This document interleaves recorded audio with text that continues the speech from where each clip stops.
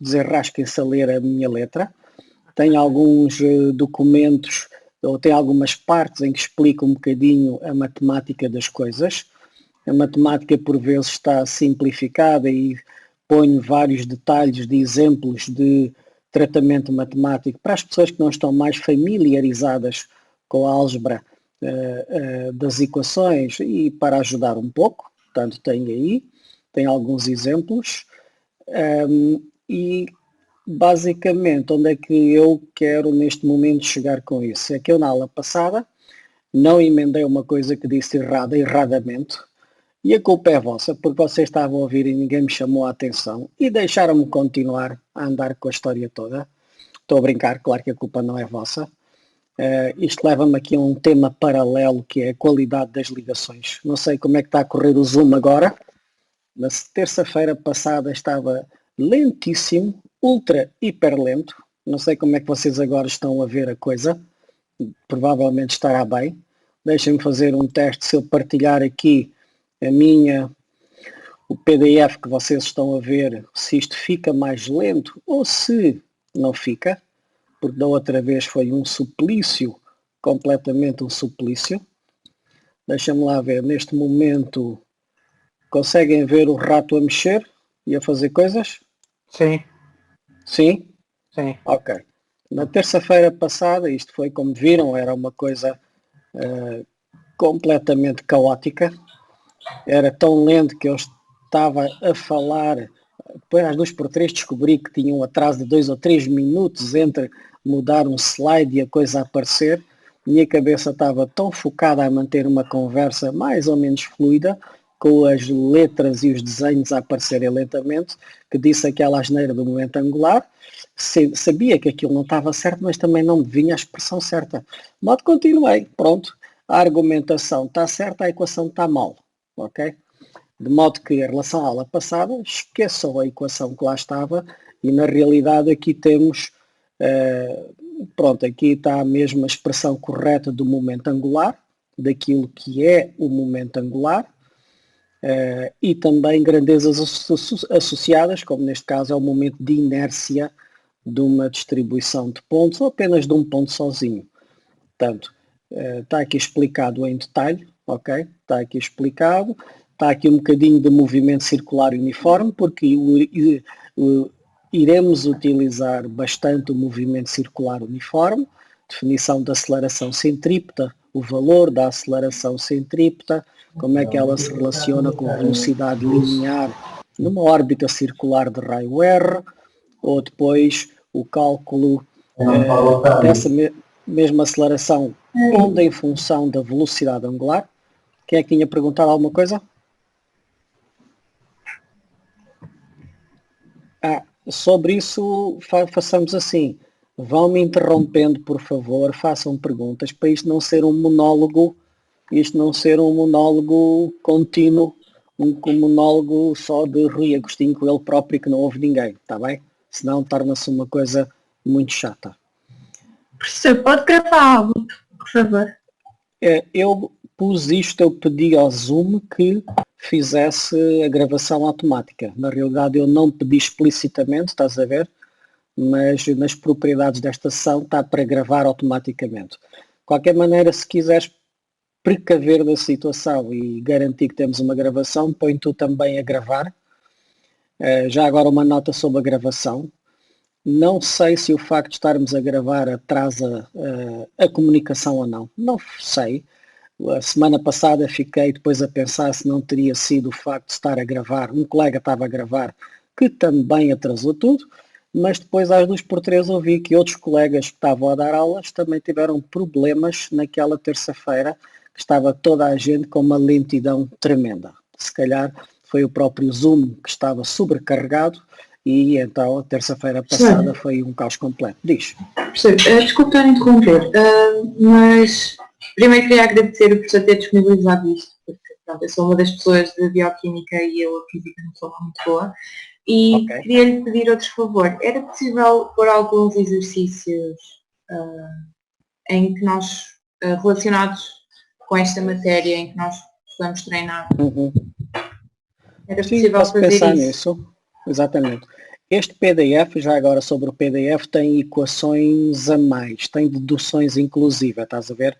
Para vocês poderem seguir matemática, a álgebra de como passar para a esquerda e para a direita, para quem não se lembra.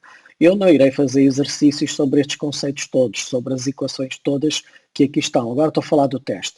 O teste irei abordar apenas as soluções finais, o conceito de momento angular, o conceito de velocidade angular, o conceito, sei lá, de aceleração.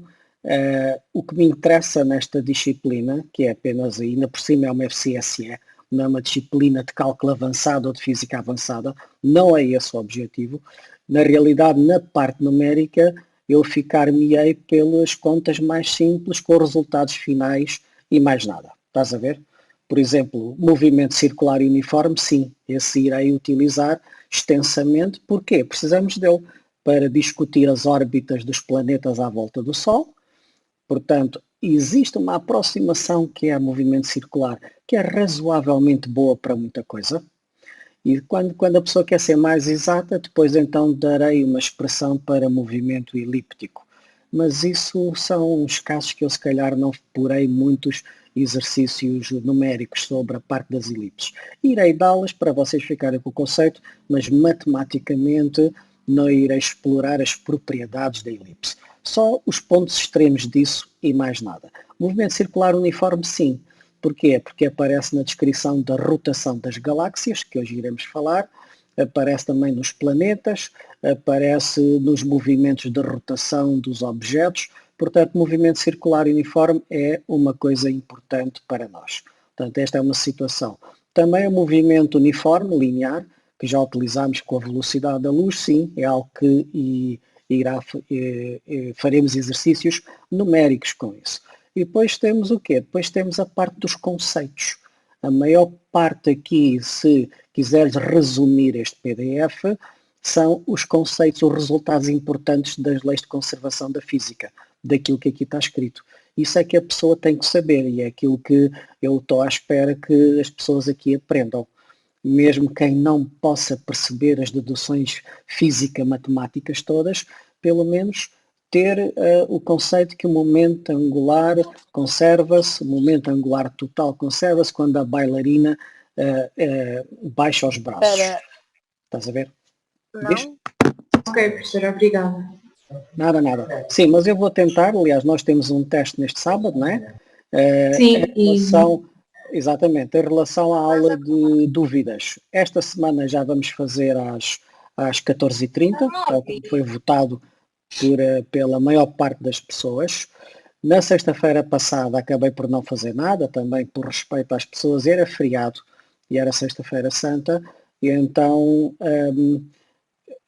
o que é que, como escrevi na mensagem, nesta próxima sexta-feira faremos uma aula de dúvidas mais estendida no tempo, para dar tempo de estarmos a falar, a fazer contas em direto.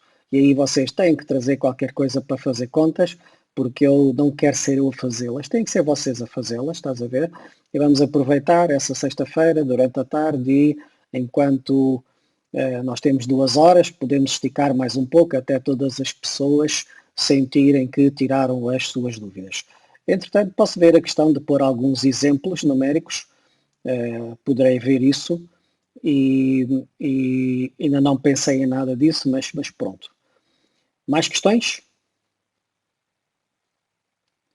Portanto, vejam o PDF tem muita coisa interessante, tem as leis fundamentais da física para falarmos do colapso e do achatamento das órbitas, tanto uma nuvem inicial, que é a última página do PDF. A última página do PDF foi um dos resultados que mencionámos na aula passada, que é uma nuvem de partículas que se movimenta em órbitas em todas as direções e sentidos. Imaginem cada partícula desta nuvem proto qualquer coisa, seja protogaláxia, será uma massa muito grande, 10 elevado a 10 vezes a massa do Sol, mas polvilhada em muitas partículas. Pode ser o quê? A massa protosolar, aquilo que deu o Sol. Também agora a massa é apenas de uma massa solar polvilhada em muitas partículas. Começam como estruturas mais ou menos esféricas, não têm que ser esféricas. A condição inicial é que o somatório destes movimentos todos já tem algum momento angular inicial. Não é zero, não é zero. E depois a evolução dinâmica é que quando elas chocam entre si, perdendo energia cinética, e essas duas condições são importantíssimas, os choques entre si e a força gravítica entre elas são tudo forças internas que não mudam o momento angular inicial. A segunda parte é a energia cinética no choque perde-se. E ao perder-se a energia cinética, as órbitas têm que evoluir da seguinte maneira: manter o momento angular total, não o individual de cada partícula, o total, e, perder energia cinética de movimento. Só há uma solução, que é passar da figura do lado esquerdo para a figura do lado direito. É a única maneira. É assumirem órbitas que num plano mais próximas, mais colapsadas num plano, e esse plano tem que ser perpendicular ao vetor momento angular inicial, a rodarem todas na direção que dá o momento angular inicial. Portanto, partimos de uma situação inicial que é uma distribuição quase esférica, partículas a movimentar-se em todas as direções, para terminar numa coisa achatada. Isto explica uma série de fenómenos que nós observamos. Tal como eu disse, pode ser a formação de uma galáxia, pode ser o quê? A formação do Sol e dos planetas. O que é que eu não pus aqui que seria o Sol? É que grande parte desta massa inicial efetivamente vai para o centro. Estou a falar do caso do Sistema Solar. Grande parte desta massa com os choques vai para o centro e fica numa bola centradinha aqui, mas o que sobra, a quantidade que sobra, que é uns milésimos da massa inicial, fica em órbitas achatadas a fazer este disco. Este disco, dentro do disco, depois ocorrem colapsos individualmente que criam os planetas. Portanto, esta é uma situação de formação de planetas à volta. Também pode ser o exemplo, e agora se esquecermos bom, esqueci o que é que quer dizer. Bom, ficamos só aqui com a formação dos planetas neste disco. Não está aqui que, de facto, algumas partículas, e no caso da formação de uma estrela, a maior parte da massa fica numa bolinha, se calhar devo pintar esta coisa aqui, fica ali numa bolinha colapsada onde permanece a maior parte da massa. Ok? Portanto, este é um resultado da física. E veja o PDF, eu irei acrescentando mais coisas que discutirei convosco, ok? Para poderem ver. Vou fazendo destes diagramas, o choque de duas partículas, pronto, entretenham-se a fazer isto. Sobre o Zoom, uma das coisas que queria dizer é, e dado que a aula da semana passada correu tão mal, a coisa correu tão mal, fiquei na dúvida se devíamos de alterar a hora da aula ou não. É muito complicado alterar a hora da aula, é muita gente envolvida, é muita gente. É mesmo complicado alterar a hora da aula. Mas a questão com o Zoom é a seguinte: os Estados Unidos, a costa atlântica, quando acorda e começa aulas às 8 da manhã, em Portugal é 1 da tarde e há uma sobrecarga no Zoom. Portanto, não sei o que é que aconteceu a semana passada, mas em Portugal, na parte da tarde é sempre pior porque o sistema do Zoom está mais carregado. Portanto, se virmos que este problema acontece mais vezes ao longo das próximas semanas, talvez uma solução seja deslocarmos a aula para um período da manhã, que é complicado, é muita gente, não sei quais são os horários que todas as pessoas têm, mas se tivermos este problema sistematicamente, se calhar daqui a uns tempos teremos de pensar na possibilidade de passarmos para aulas durante a manhã. Pensem nisso, se for mesmo necessário, depois eu faço novamente um doodle para todas as pessoas votarem e ver qual é o horário que será mais compatível com toda a gente, está bem? Para já não vou fazer, isto hoje para já está a correr bem, de modo que vamos deixar isto tal como está. Não sei se têm comentários, ou se podemos começar com a nossa aula. Há dúvidas? Não, não há dúvidas, não é? Então vamos começar e terminar o tópico sobre as galáxias.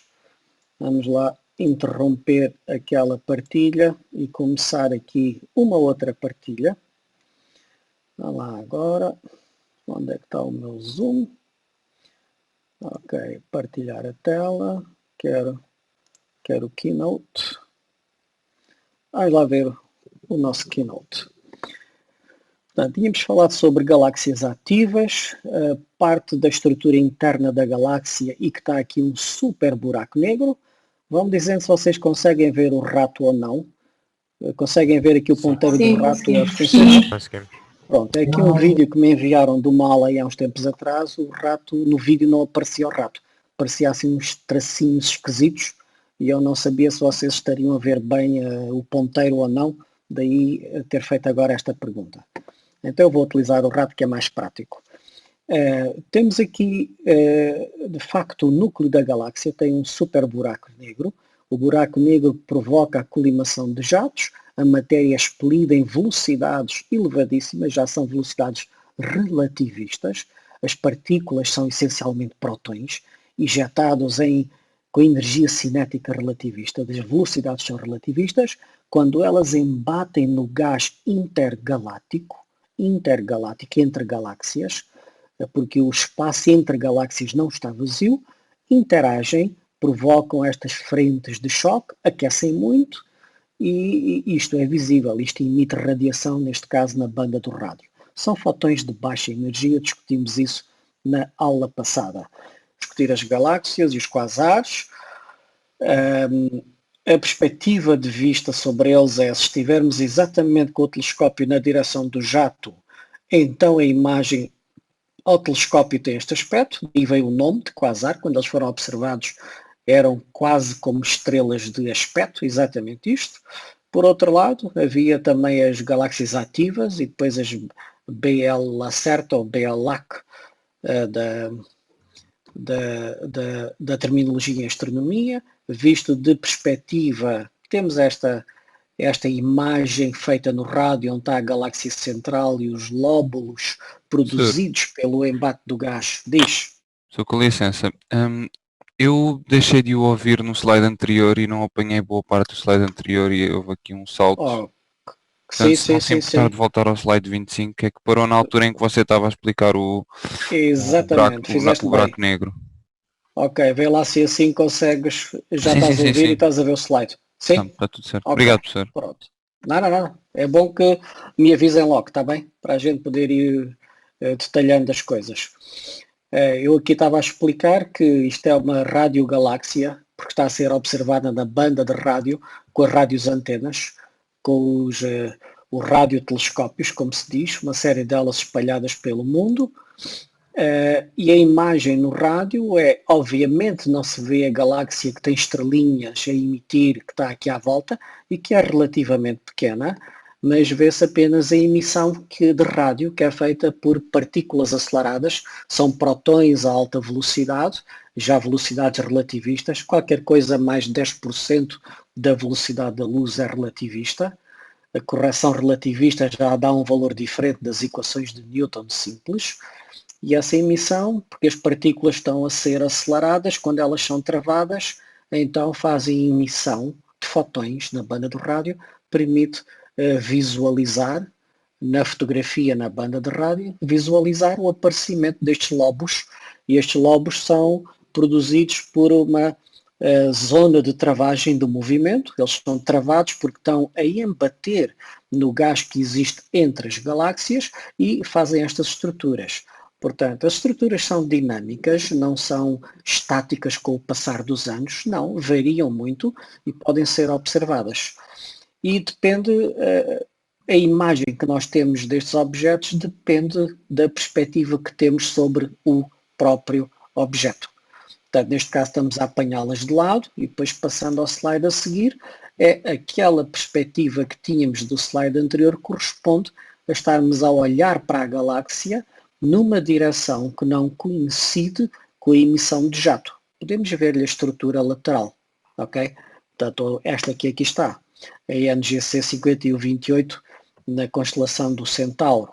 Portanto, temos estes aspectos.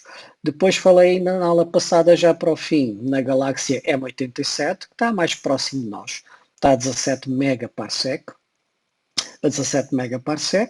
e que é uma galáxia elíptica, perfeitamente elíptica, tem estrelinhas, essencialmente são estrelas no seu interior.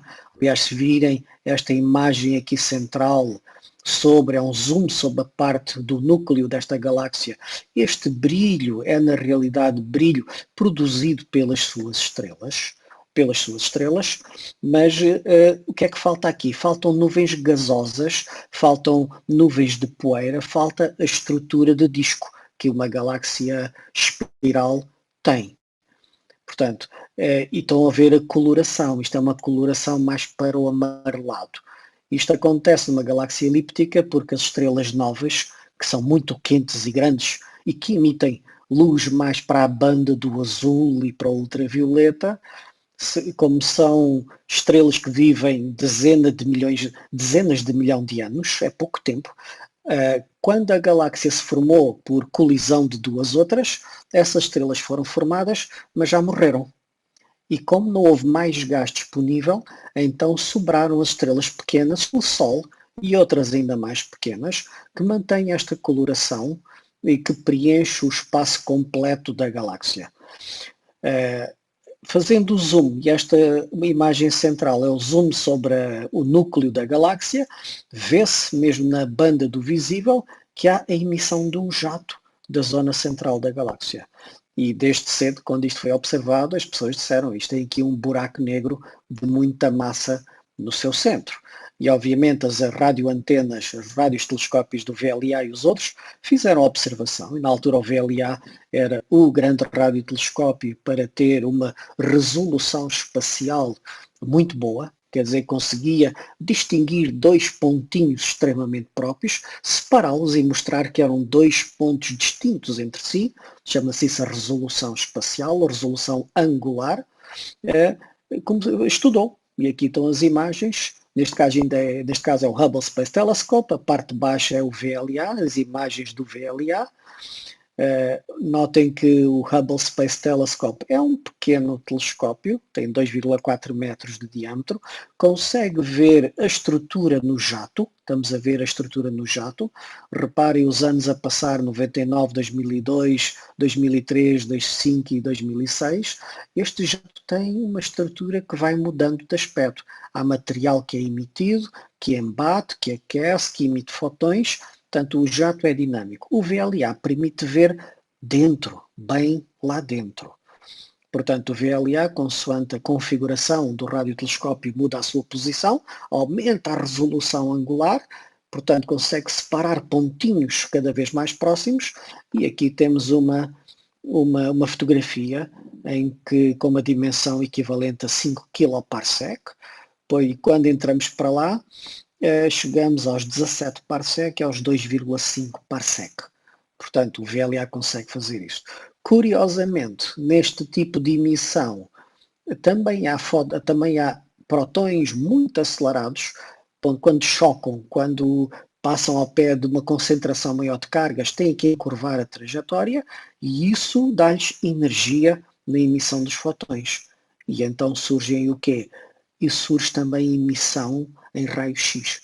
Portanto, nas zonas mais quentes em que os protões são acelerados, porque estas cargas elétricas também têm um campo magnético e eletromagnético forte associado, provoca desaceleração em algumas delas e temos a emissão inclusive de raio-x. Reparem, isto em termos de energia, estas três imagens aqui de baixo são três bandas de energia completamente distintas. Temos a banda do rádio, que é de baixa energia, depois subimos a energia e vamos para a banda óptica, daquilo que o olho humano consegue ver, e depois aumenta-se a energia e vamos até ao raio-x. Portanto, estes objetos, de facto, produzem energia nestas bandas todas energéticas. Este é um fenómeno que acontece em muitos lados. O buraco negro da nossa galáxia também demonstra este tipo de comportamento, apesar de ser um mini buraco negro, ok? Mas ele está lá. a M87, portanto, o seu interior deve ter uma estrutura destas, e quando surgiu o projeto de observar um buraco negro, obviamente um buraco negro não se vê, porque dele próprio não sai luz, mas conseguimos ver a quantidade de radiação que é emitida no disco que está à sua volta. É dito um disco de acreção. Porquê? Porque este disco tem uma rotação muito rápida, está dentro do campo gravítico de um buraco negro que é muito maciço, tem, naquele caso, 10 elevado a 9 massas solares, e a rotação é com perda de energia, e esta matéria acaba por cair dentro do buraco negro. Ora, enquanto ela cai, está a libertar energia. E é essa energia que é fotografada. Aquilo que estamos aqui a fotografar, que os vários telescópios podem ver, é o que está a ser emitido e que não cai para o buraco negro. Isto para reforçar a ideia que ver o buraco negro ninguém vê. Não se pode ver o buraco negro em si. Pode-se ver a radiação que é emitida à volta dele e que não é capturada pelo buraco negro. Isso é possível ver. Portanto, este projeto foi lançado há uma dezena de anos atrás, e em 2017 surgiram os primeiros resultados. Para ter resolução espacial capaz de observar mesmo o disco, o pequeno disco de acreção à volta do buraco negro, foi necessário aumentar o diâmetro ao telescópio. Neste caso, reparem, se quisermos fazer isto do ponto de vista da ótica, isto funciona assim. Estão a ver aqui o planeta Terra? Imaginem que o diâmetro do planeta Terra era uma antena de rádio.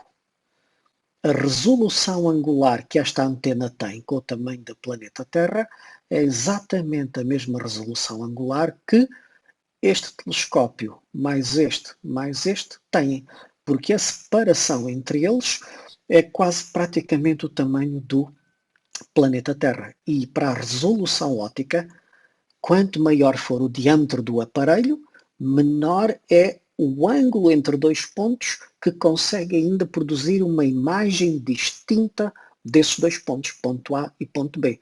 Portanto, é necessário aumentar o diâmetro ao telescópio. Ora, como ninguém consegue fazer um telescópio com uma antena do tamanho da Terra, o truque é fazer algo que já é clássico em astronomia, que é separar antenas entre si.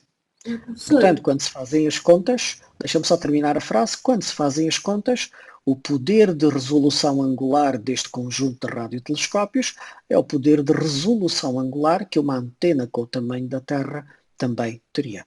Ora, diz lá. Pode repetir o que disse sobre a resolução? Quanto maior... Sim. Deixa-me apresentar. Está um documento também no Moodle. Eu tenho lá um PDF do ano passado, onde essas coisas são detalhadas. Deixa-me lá ver se eu o encontro aqui. Que é uma discussão exatamente sobre buracos negros e sobre a resolução angular. Mas talvez te possa fazer aqui um boneco que é assim. Tenho que passar aqui para outra aplicação. Vamos lá ver se esta coisa vai funcionar. Vamos lá ver se a gente se consegue safar com esta coisa. E agora o que vou fazer é... O que eu vou fazer agora é partilhar a outra janela. Ora, ok. Vamos lá partilhar a outra janela. Tarantantá. E começar a partilhar. Não. Não é pausar, é novo compartilhamento. E quero esta coisa daqui. Ok. O que é que vamos fazer aqui? O poder angular. Vocês estão a ver aqui o iPad? Sim? Dá para ver ou não? Sim. Ok, pronto, isto hoje está bem mais rápido do que foi a semana passada. É assim, quando temos um telescópio feito aqui com um espelho, o diâmetro do espelho é D, portanto este D está aí em metros, metros ou centímetros, aquilo que quisermos, e este telescópio observa duas estrelinhas que estão no céu. Okay? Imaginem duas estrelinhas, a nossa perspectiva é a dizer, na realidade estas estrelinhas o que fazem é, em relação ao centro óptico do telescópio, o telescópio observa estas estrelinhas separadas por um ângulo alfa. É isto que ele vê. Diz a estrela A é diferente da estrela B e estão separadas de um ângulo alfa. Toda a gente sabe disso. Imaginem que em vez das estrelas A e B, na realidade aquilo são dois automóveis. O que é que nós sabemos? Vêm aqui dois automóveis em linha reta, dois automóveis não, vem um automóvel só. E o automóvel tem dois faróis. Sabemos que a separação entre os faróis é sempre a mesma. Aquilo não muda. O problema que temos é, podemos ver o automóvel muito longe, ou quando o automóvel está mais perto, ou quando ele ainda está mais perto. Mas a distância entre os faróis é sempre exatamente o mesmo. Mas qual é a nossa experiência? A nossa experiência é assim, quando ele está perto, nós dizemos, ok, eu consigo ver o farol A bem separado do farol B. Não há problema. O automóvel afasta-se mais um bocado e às 2x3 começamos a ver os dois faróis mais perto entre si. E a questão é o ângulo aqui de separação entre os faróis A e B. Apesar de fisicamente a distância entre faróis ser sempre a mesma, porque é um automóvel, o ângulo com que nós vemos a separação entre A e B está a diminuir. E todos nós sabemos que às 2x3, ou quando o automóvel se afasta muito, o nosso olho não consegue ver separadamente o farol A do farol B. Apesar deles manterem aquela distância de 1,20 m, ou lá o que é, entre si. Qual é o problema? O problema é o que se chama a resolução angular.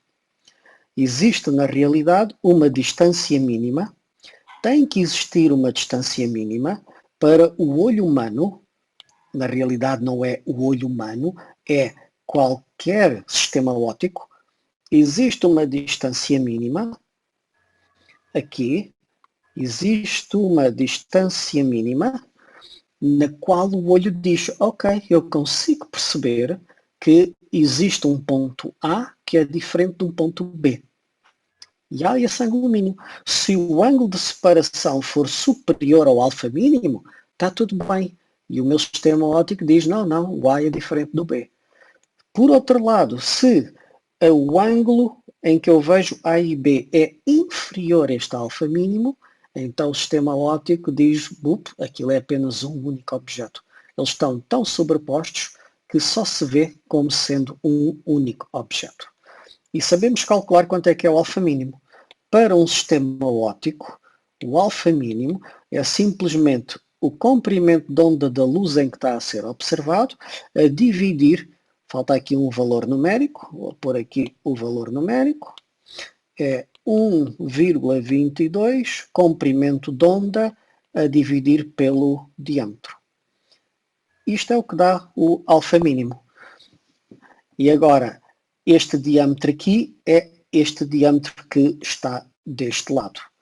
Vou tirar daqui este fulano, vou apagá-lo e dizer, ok, é exatamente o diâmetro do telescópio, sob o diâmetro do telescópio. Portanto, opticamente, o que controla o ângulo mínimo, que se chama o poder resolvente do aparelho, opticamente, tem a ver com estes dois parâmetros. O comprimento de onda da luz que você está a utilizar, e aí faz diferença estarmos no óptico ou estar no infravermelho. Se trabalharmos no óptico, este lambda é qualquer coisa como meio micron. Indo para o rádio, é uma chatice porque saltamos dos microns para os milímetros. Nos milímetros estamos a trabalhar no algo que são ditas as microondas. Depois podemos chegar aos centímetros. No rádio podemos chegar aos centímetros. Portanto, se eu passar da banda do visível para o infravermelho e depois o infravermelho já tem um comprimento de onda maior. Depois entro na banda, eu disse micro-ondas, estava a dizer errado, peço desculpa. Estava a pensar nos infravermelhos. A pensar em infravermelhos. Portanto, passamos do visível, estou a aumentar o lambda, do visível, meio micron, depois vou para o infravermelho, que fica na casa do micron, até aos 100 microns ainda é infravermelho. 100 microns é um décimo de milímetro. Depois posso entrar no rádio, na banda dos milímetros e depois até dos centímetros. Ao entrar para o rádio, eu estou a aumentar o alfa mínimo que se consegue separar. E esse é o problema de trabalhar no rádio. Quando se trabalha com a radioastronomia, o poder resolvente decai. Ok, é aqui que entra a utilização de duas antenas, que é, apesar de trabalharem no rádio, esta conversa agora fica assim. Vou apagar esta parte de baixo. Qual é a conversa agora? Conversa é, eu para ter uma grande antena, diz lá. Então quer dizer que quanto menor o comprimento de onda, maior vai ser o alfa mínimo. Exatamente, quanto menor o comprimento de onda, exatamente. Se o comprimento de onda diminuir, o alfa mínimo diminui também. Exatamente. Historicamente foi mais fácil fazer, isto depois é uma conversa paralela, foi mais fácil fazer atingir o poder resolvente dos aparelhos no infravermelho, porque o lambda era maior, do que fazer isso na banda do visível. A astronomia conseguiu começar a fazer, pôr os telescópios a atingir este poder resolvente, chama-se atingir este alfa mínimo óptico teórico na banda do infravermelho, porque o lambda era maior, do que começou a fazer na banda do visível. A banda do visível começou-se a trabalhar isso na década de 1980, final dos 80 e depois durante a década de 90, e só na década passada, nos 2000, é que começámos a ter telescópios com tecnologia capaz de atingir o alfa mínimo teórico, que é este que aqui está. Okay? Mas deixa-me voltar ao diâmetro, para explicar aquilo que eu estava ali no outro slide, que é o quê? Se eu quiser diminuir o alfa mínimo, para poder ver dois objetos muito próximos entre si, e no caso observar o buraco negro, esta distância pequeníssima, está a 17 megaparsec, a única maneira seria aumentar o diâmetro ao radiotelescópio. Ou seja, construir uma coisa que tivesse o tamanho da Terra. Como isto é impossível, o que se fez foi pôr uma antena deste lado, outra antena deste. E para estas equações, isto funciona exatamente como sendo um diâmetro de um telescópio muito grande. Portanto, este é o conceito de poder resolvente. Fofoca completamente à parte sobre ecrãs de telemóveis e de computadores. É errado quando se está a dizer que a resolução do meu ecrã é de 1900 pixels por 1080 pixels. Isso não é resolução, isso é o número de pixels que o ecrã tem. Ok? Pronto, mas isso é uma conversa que não vou entrar por aí. Portanto, este é o conceito de poder resolvente. Diz. Para calcular o ângulo mínimo, no caso Sim. de objetos estelares muito afastados, usamos o comprimento de onda no objeto estelar ou no sistema óptico? Não, daquilo em que tu estás a observar. Por exemplo, se estiveres na banda visual, a banda visual é aquilo que o olho humano vê, o valor médio, lambda disto está no verde, é 0,5 microns, ok? Entra naquela equação que o alfa mínimo, por exemplo, qual é o poder de resolução do teu olho? Como é que se calcula isto? Ok, vou utilizar isto para pôr no lambda. 1,22, 0,5 microns é que 10 elevado a menos 6 metros. Estou a normalizar isto a metros. E agora terei de colocar aqui o diâmetro do teu olho. Qual é o diâmetro do teu olho? Pede lá aí alguém em casa que vá medir, vá. Pessoal, quero um número. Qual é o diâmetro do vosso olho? Eu estava a falar por causa de haver um desvio para o vermelho. Sim, exato. É irrelevante. Isso é irrelevante. Totalmente irrelevante. Mas deixa-me fazer esta conta. Qual é o diâmetro do olho? Não é o diâmetro do globo ocular, é o diâmetro da pupila, por onde entra a luz. Esse é que é o telescópio que temos, ok? 2 centímetros Portanto, será 0,5 menos 10, 6 metros. A pupila é qualquer coisa que varia entre 3 milímetros a 7 milímetros. Se estivermos numa zona muito iluminada, a pupila fecha para proteger a quantidade de luz que entra, mas à noite a pupila abre para deixar entrar mais luz. Vou pôr aqui 7 milímetros. 7 vezes 10 a menos 3 metros. Corta, corta. Quanto é que isto dá? 1, vezes metade disto quanto é que é? 0,72, não. Ups, apaga lá isto. Ora, aqui será 6,1. Este vezes este é 0,61. 10 a menos 3 temos que dividir isto por 7, vezes 10 a menos 3. Isto está em radianos. Isto está em radianos. Isto está em radianos, ok? Vá lá, vá lá, vá lá. Sai daí, sai daí. Isto está em radianos. Agora é preciso converter para segundos de arco. Agora é preciso converter para segundos de arco. E é assim que se faz a conta. Portanto, este será o alfa mínimo do olho humano, para o olho humano. O que estavas a dizer da alteração do comprimento de onda, isso é relevante porque as alterações para as estrelas que aqui andamos e para as galáxias mais próximas, a alteração no comprimento de onda é muito inferior a isto. Só quando se observa as coisas cosmológicas é que o comprimento de onda recebido é alterado. E o que interessa é sempre o comprimento de onda recebido. E aí estamos a trabalhar na banda do óptico, na banda do infravermelho, de modo que é sempre, a resposta à tua pergunta é sempre com o comprimento de onda que está a ser recebido. É ligeiramente variável esta fórmula. É sim, senhor. Ok? Pronto, este é o comentário sobre a resolução. Perceberam porque é que fora feita aquela coleção de antenas?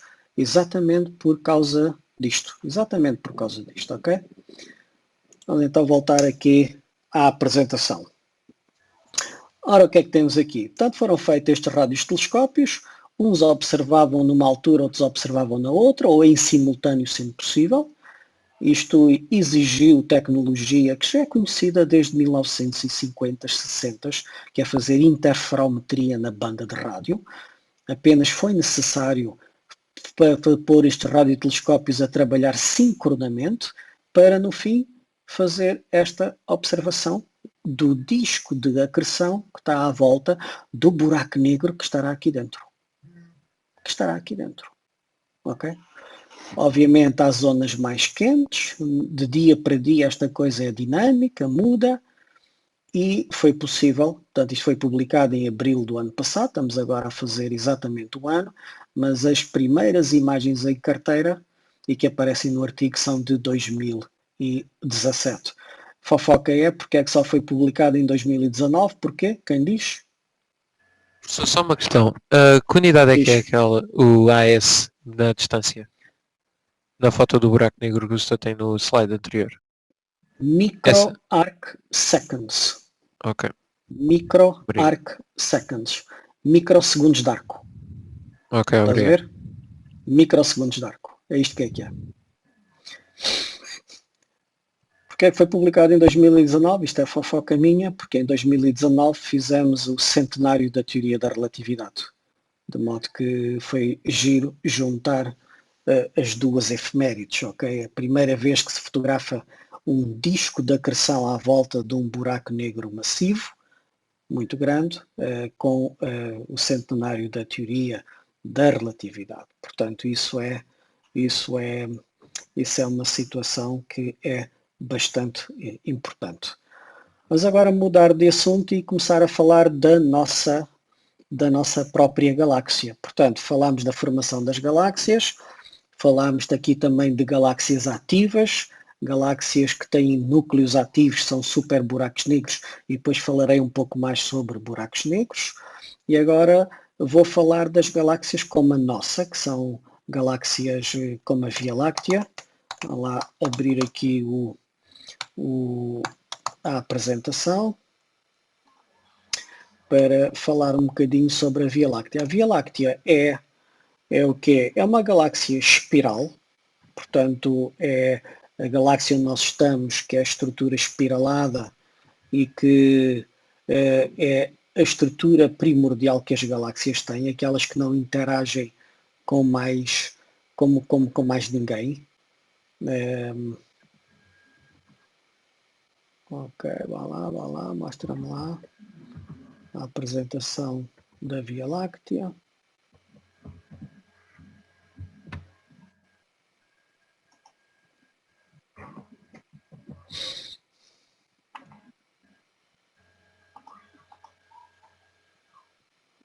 Temos aqui. Olha isto, pá, vá lá.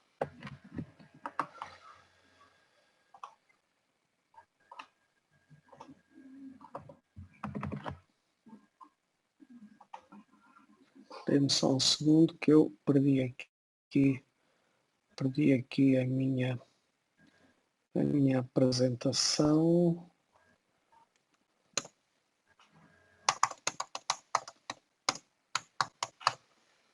Eu tenho que apanhá-la.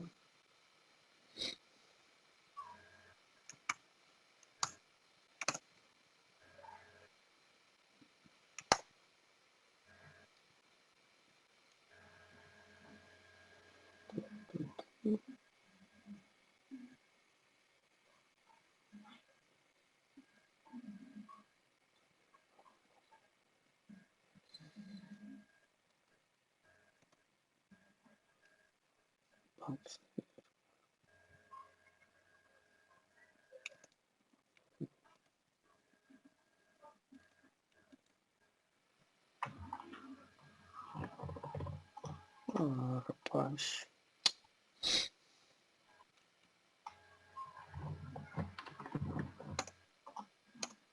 Isto. Não.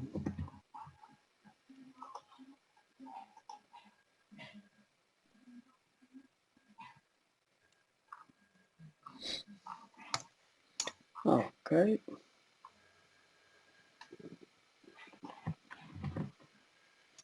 Vamos então falar sobre a nossa Via Láctea e sobre o que ela tem. Muito bem. Ora, vamos lá partilhar esta coisa.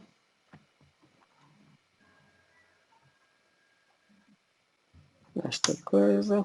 Muito bem. Vamos fazer assim.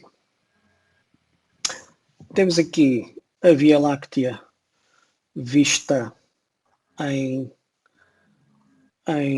tamanho grande. Ok? Isto é interessante ver que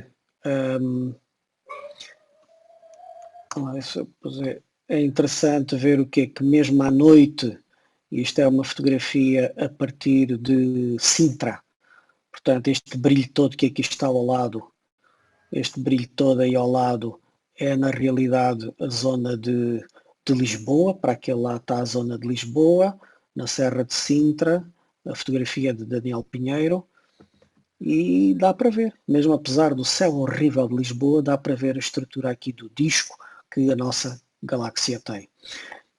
Indo para o Alentejo é mais fácil ver o que é o brilho das cidades, ver que a galáxia, nós estamos dentro do disco da galáxia, é isso que estamos, é mais fácil ver que há zonas mais brilhantes e zonas mais escuras. Estas zonas muito escuras aqui, na realidade, são nuvens de poeira. São nuvens de poeira que bloqueiam a luz das estrelas que estão por detrás delas, não nos deixam ver. E quando se contabiliza e se faz a análise da quantidade de estrelas que existem à nossa volta, e faz a telescópio medir a posição da estrela no céu e a que distância é que ela se encontra. O mapa final que temos é um mapa com este aspecto. Portanto, imaginem que estão dentro de uma sala cheia de cadeiras, um quadriculado, cadeiras para pessoas se sentarem, mas que as pessoas não estão sentadas em todas as cadeiras. E só podem ver horizontalmente. Ou seja, a Terra está dentro do disco e é à altura do disco, dentro do disco, que fazemos estas medições. Basicamente, no exemplo da cadeira, estariam na sala a olhar para o lado, a ver a posição angular de cada cabeça à vossa volta, portanto, marcando um ângulo de azimuth a partir de 0, este está a 90 graus, aquele está a 180, e ao mesmo tempo marcam distâncias. O Sol está aqui está a Terra, e muda-se para cada caso, estuda-se para cada caso a posição em que a estrela está, a posição angular, num eixo coordenado, e também mede-se a distância. O mapa que sai é este. Ou seja, a nossa galáxia tem uma zona central mais em estilo de barra, a distância do centro da galáxia, que está aqui, até ao Sol, é de 8 kParsec, é isto. Temos aqui uma barra que tem este tamanho, este semi-diâmetro, aproximadamente de 3 kParsec, e depois há uma série de braços, que são zonas de maior densidade de estrelas, que indicam a rotação, o sentido de rotação da galáxia. Okay? A galáxia tem um sentido de rotação que é retrógrado, portanto, não é o sentido dos planetas no sistema solar que define o sentido direto, não é? A galáxia roda ao contrário, portanto é sentido retrógrado, e tem uma coleção de braços bem definidos à sua volta. Dá para ver que entre os braços a densidade de estrelas e de matéria é menor do que aquela que está nos braços. Esta, grosso modo, é a estrutura da nossa galáxia. Portanto, se compararmos a estrutura da nossa galáxia com aquilo que é a galáxia M83, eu aqui inverti a fotografia da M83 para mais ou menos representar aquilo que é a nossa galáxia. Portanto, é uma fotografia de uma galáxia espiral também, não tem uma barra tão pronunciada como a nossa, tem também dois braços principais que saem de uma zona mais central, e também temos dois braços principais, depois temos uma coleção de outros pequenos braços que estão bem definidos. É uma galáxia espiral e que tem uma barra, diz-se SB, vem do inglês, Spiral Galaxy, do tipo BERT, tem uma barra central. B é de BERT Galaxy, ok?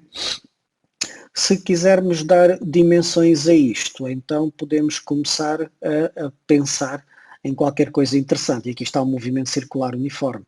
Distância do Sol ao centro da galáxia é de 8 kParsec, ok? E sabemos que o Sol se desloca em relação ao centro da galáxia a uma velocidade de 230 km por segundo. Tic-tac, esta é a velocidade do Sol, portanto, tic-tac, um segundo, o Sol anda 230 km no espaço em torno do centro galáctico. Feitas as contas, isto dá 230 milhões de anos para completar uma volta em torno do centro galáctico. Agora, como é que fazemos estas contas? Vamos lá fazer as contas para ver como é que nos safamos com esta coisa. Vamos lá fazer assim. Vou alterar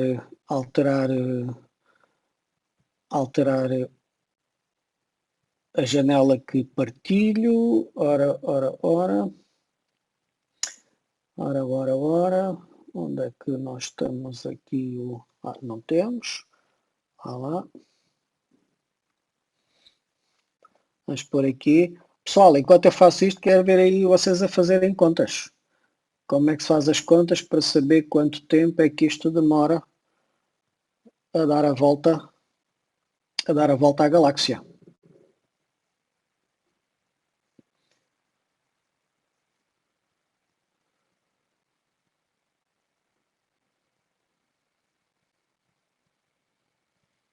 Está alguém a ouvir ou não? Sim, mas não está já escrito, não é? 230 milhões de anos. Sim, mas eu quero que façam a conta. Quero que façam a conta. Okay.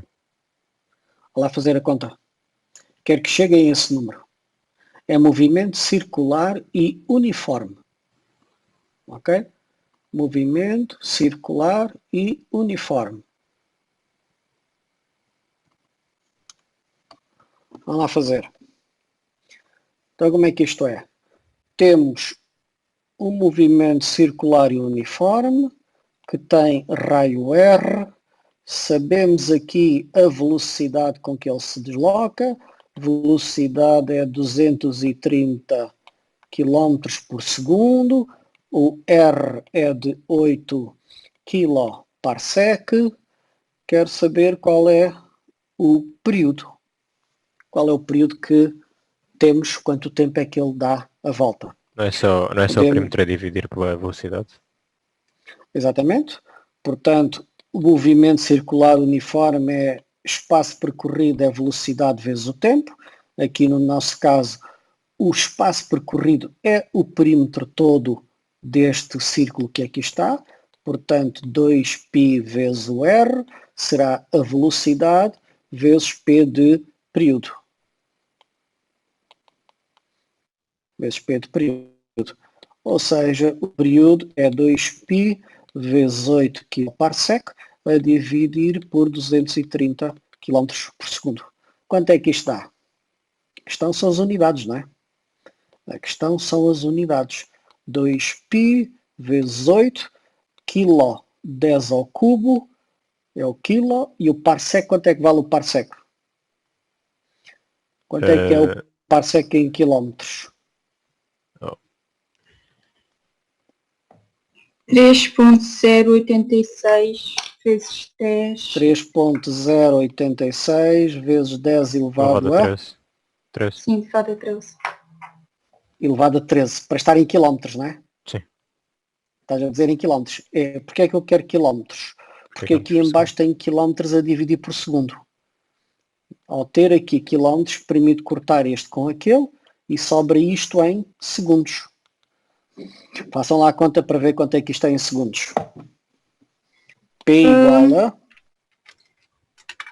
Deu-me 2.08 vezes 10 elevado a 35 segundos.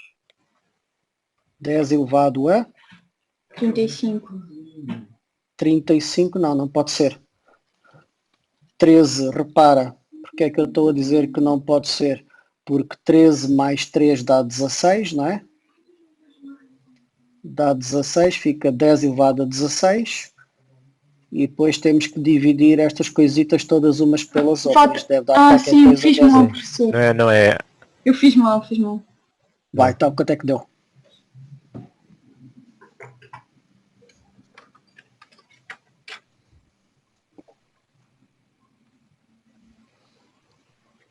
Pessoal, quero toda a gente a fazer contas. No sábado vou pôr problema destes.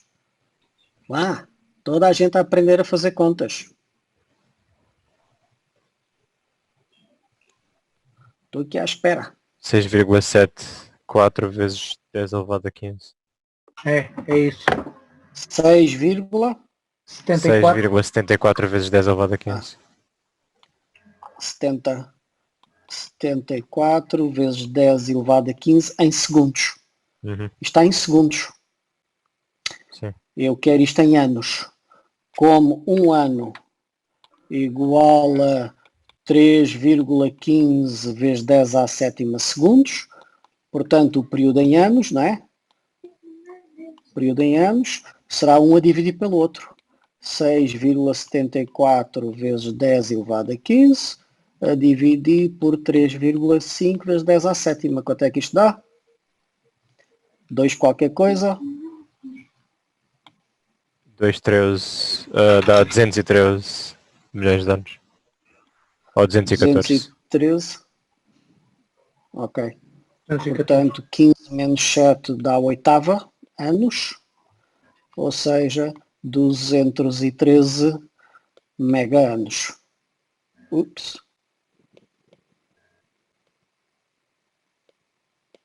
Mega anos. Em vez de 230 é 213. Ok. Acho que não é 213. mega anos, acho que seria milhões de anos. MA sim, é esqueci utilizado. alguma coisa. Sim. MA é usado, é mega. Exatamente, é milhas de anos. Exatamente. Portanto, o Sol demora este tempo a dar a volta. Portanto, os 230 que eu ali tinha escrito, esqueçam, é os 213 mega anos, milhões de anos. Estão a ver? Isto é para o Sol.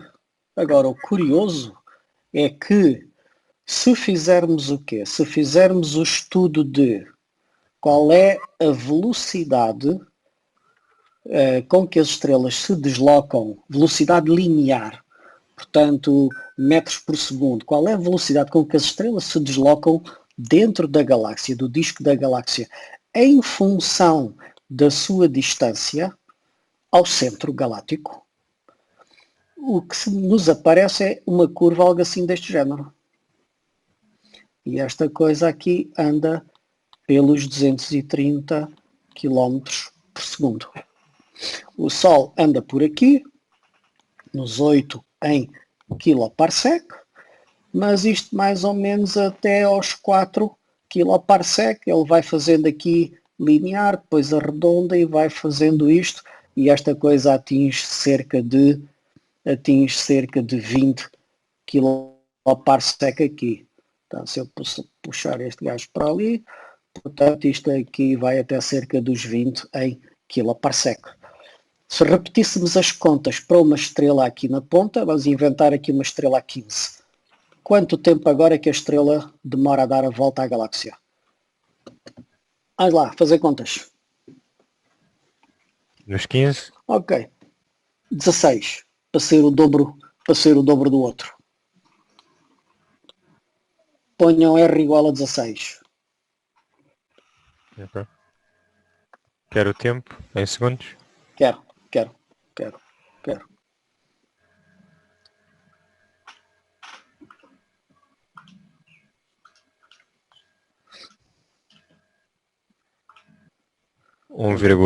Nós tínhamos 2πr 1,35 vezes 10 elevado a 16. Exatamente, vezes o período. Reparem que o período é 2π sobre a velocidade vezes r. Se a velocidade, se v for igual a constante nesta equação, portanto isto será uma constante qualquer vezes r. O que é que isto implica?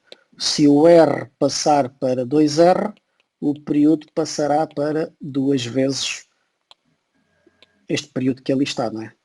Os 230. Portanto, quanto é que tu obtiveste? Em vez de 213, provavelmente 426. Foi isso ou não? Em que? Em segundos ou em anos? A mim deu-me 428. 128. 428? 8? Sim. 428. Está ótimo. É uma questão de arredondamentos, não é? É só uma questão de arredondamentos, exatamente, é. Portanto, o número está lá, estão a ver? O número está lá. Obviamente que isto cria um problema. Exatamente, isto cria um problema. Como é que a galáxia roda? Reparem, isto cria um problema. Se eu pintar aqui, e eu fiz esta simulação, está no Moodle para vocês descarregarem e verem o que é que acontece quando a galáxia roda desta maneira. Se partirmos no instante zero duas estrelas alinhadas desta maneira, assim, aliás vou pôr aqui uma pelo lado dentro, o que é que está a acontecer? Se elas todas estiverem a andar, não é assim que isto é desenhado, se elas todas estiverem a andar aqui, exatamente com a mesma velocidade linear, portanto, andam todas com a mesma velocidade linear, o que é que acontece? Isto é no instante zero. No instante daqui a 10.000 anos, onde é que elas estarão? Mas nós não estamos a assumir incorretamente que elas têm todas a mesma velocidade? Não. Isso é observacional. As observações dão esta curva, chama-se a curva de rotação. Ok. Velocidade linear de rotação. Velocidade linear de rotação. E essa é a grande diferença. As galáxias espirais têm curvas de rotação que fazem isto. Estabilizam. Não estabilizam todas a 230, mas fazem coisas assim do género. Mas mais, outras menos, mas tornam-se constantes, praticamente constantes. Portanto, a nossa assunção não é apenas teórica, é na realidade observada. Agora reparem, se andarem todas com a mesma velocidade, o que é que acontece? Se A passou para aqui ao fim de 10.000 anos, andou estes metros, o que acontece é que todas andam a mesma quantidade de quilómetros, porque vêm todas com a mesma velocidade linear. O que é que isto dá para os arcos? Este mesmo comprimento para B, coloca-o aqui. Este mesmo comprimento para C, este comprimento aqui, o mesmo comprimento para C, vai colocá-lo aqui. E estão a ver o que é que se está a formar? A espiral. Dá para entender o que é que está a aparecer? Está a aparecer uma estrutura assim. Mais 10.000 anos, o que é que temos?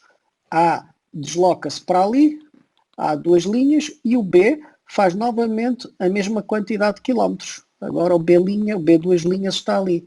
O C faz a mesma quantidade de quilómetros e está ali. Portanto, aparece agora uma estrutura assim. E temos os braços espirais a começarem a ser formados. Isto é designado pela rotação diferencial das galáxias. É rotação diferencial do disco galáctico. Ok?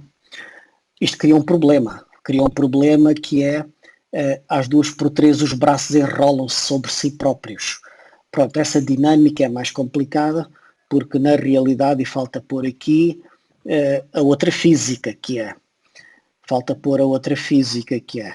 Eu fiz o exercício desta maneira para explicar o conceito, mas há mais física em cima. E a física é que as estrelas, efetivamente, como o Sol, não se mantêm permanentemente em cima dos braços, no caso de estarem em cima dos braços no instante inicial.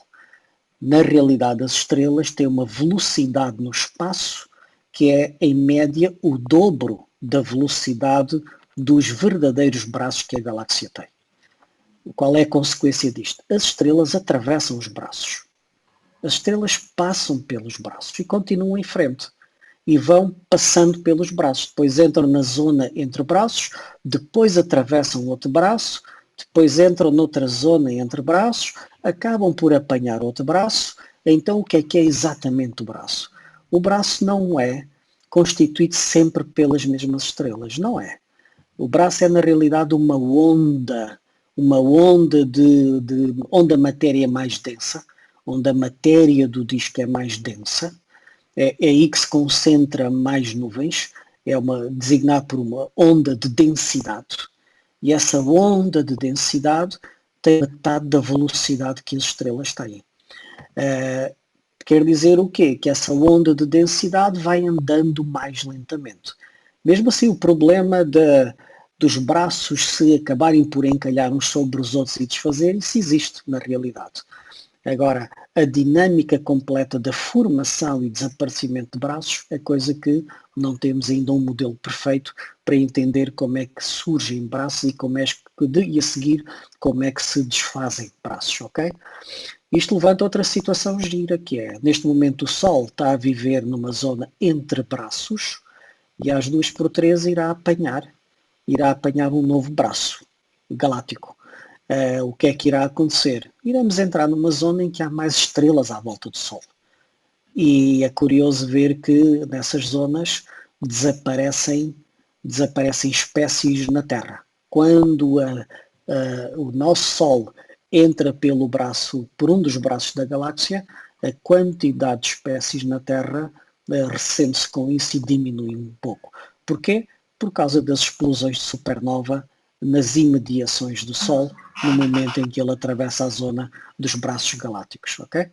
Portanto, em termos de contas, reparem, isto é apenas movimento circular e uniforme, é fácil fazer estas contas, e o que é que eu não vou fazer? Este tipo de rotação é muito diferente daquilo que é a rotação dentro do sistema solar. Dentro do sistema solar, a curva de rotação não tem nada a ver com isto. Se fizéssemos esta curva para os planetas do sistema solar, esquecendo aqui os valores de centenas de quilómetros por segundo, a curva de rotação é qualquer coisa que faz isto. Mister, Vai diminuindo com a distância ao Sol. Diz lá.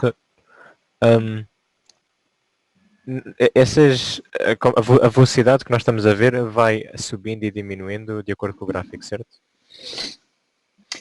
Eu desenhei isto aqui um pouco aleatoriamente, mas já te mostro qual é a curva real que é medida para a Via Láctea. Mas há alguma razão em específico porque é que tudo basicamente tem a mesma velocidade, ou quase a mesma velocidade, a velocidade linear? Uma lei física fundamental que diga porque é que a coisa está? Não há nenhuma lei fundamental que nos diga porque é que isto acontece dessa maneira. Não há nada. Nas simulações tens que impor isso, mas não há nada que diga, opa, é natural que isto vá acontecer assim. Faz uma série de suposições para poder representar ou chegar a esta conclusão. Estás a ver? Professor, eu só não sei porque é que as estrelas não ficam estáveis no mesmo braço. Porque elas têm uma velocidade própria, é isso? Elas têm uma velocidade própria, exatamente. Deixa-me desenhar este mesmo diagrama aqui, este diagrama que aqui está, mas de maneira diferente. Agora vamos fazer o seguinte. Deixa-me lá pintar aqui novamente a nossa galáxia. Vou pôr aqui uma coisa para desenhar o disco da galáxia. Vou pôr no instante zero. Imagina que no instante zero temos agora aqui um braço. Isto é instante t igual a 0. É o documento que está no Moodle para vocês poderem ver, ok? Tem isto lá no Moodle. As galáxias espirais, curvas de rotação das galáxias, como é típico, elas têm, uma série delas estão medidas. Estão a ver que elas crescem na zona central. A zona central tem uma espécie de rotação de corpo rígido. Rotação de corpo rígido, para quem não está familiarizado com o termo, é o quê? Peguem num pau, ou sei lá, o pau de vassoura é sempre uma boa solução, e estiquem o braço, estiquem o pau, ponham a vassoura mesmo em diante e andem à volta. O que acontece é que quanto mais longe está um ponto ao longo do pau, mais longe ele está do centro de rotação, que será a vossa cabeça, maior será a sua velocidade linear. Portanto, os centros das galáxias espirais têm este tipo de rotação e depois arredondam e tornam-se constantes. Em vez de continuarem sempre a subir linearmente, não, às 2/3 a dinâmica muda e, na realidade, fazendo as contas, faz com que o crescimento da massa, a distribuição da massa em função da distância ao centro, varia de uma maneira que não é constante, nem é a variação que a lei de Kepler tem. Depois irei deduzir isso, ok?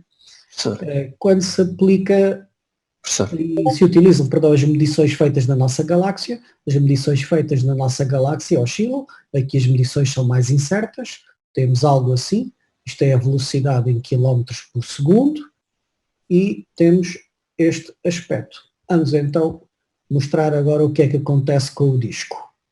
Esta simulação eu coloquei no Moodle para vocês poderem ver. O que podemos fazer é pegar aqui no tempo e reparem, o braço está ali pintado com uma certa cor, eu estou a andar com o tempo para trás, milhões de anos. Vejam que a velocidade de rotação das estrelas, as estrelas são estes pontos, o braço, e aqui estou a pôr um braço direitinho, estilo pau de vassoura. Portanto, aqui temos uma rotação de corpo rígido.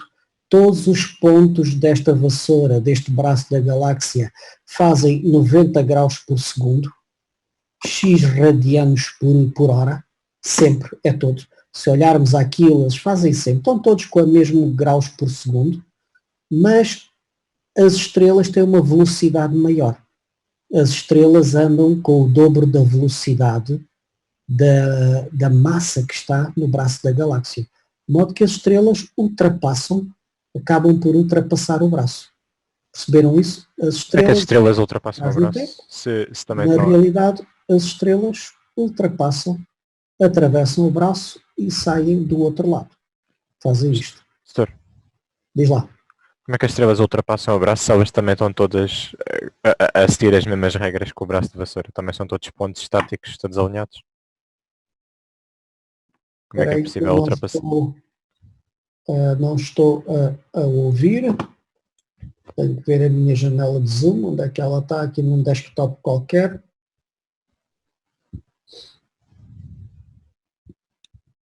Tenho aqui num desktop qualquer, onde é que está a minha janela de zoom. Aqui no sistema. Ok. Okidoki.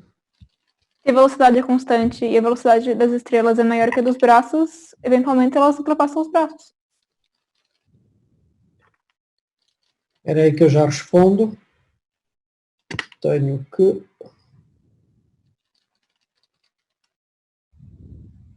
Ok, fala lá outra vez, faz favor.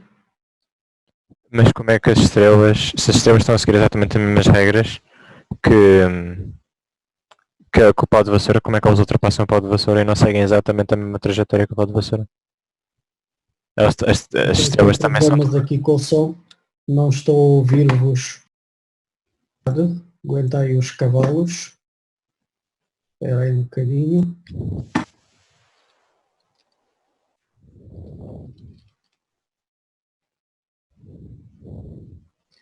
O gajo não está a apanhar a coisa.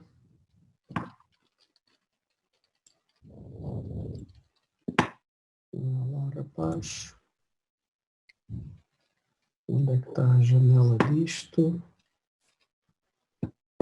O gajo não está a ver. Ok, estás bom. O Zoom é que está a ter dificuldades com isto. Ok, muito bem.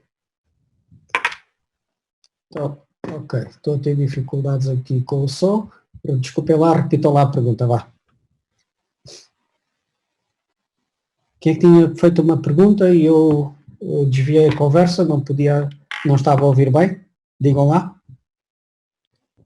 Como é que as estrelas, se as estrelas estão a seguir as mesmas regras que esse pau de vassoura, sim. Como é que elas chegam a ultrapassar? Não são exatamente as mesmas. A velocidade das estrelas é superior à velocidade do braço. As regras não são a mesma. A velocidade angular é diferente. É superior. A velocidade angular das estrelas é superior à velocidade angular da matéria que está no braço da galáxia.